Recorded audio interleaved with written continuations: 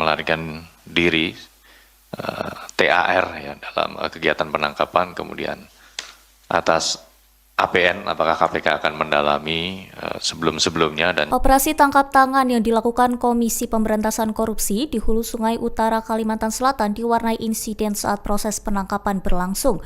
Kepala Seksi Perdata dan Tata Usaha Negara Kejaksaan Negeri Hulu Sungai Utara, Trita Runa Variadi, diduga melakukan perlawanan dengan menabrak petugas KPK menggunakan mobil.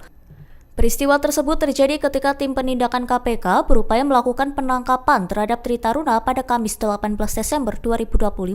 Saat hendak diamankan, Trita Runa disebut memacu kendaraannya hingga mengenai petugas KPK yang berada di lokasi. Juru bicara KPK Budi Prasetyo membenarkan pada 22 Desember 2025 bahwa adanya insiden. Download Tribun X sekarang, menghadirkan lokal menjadi Indonesia.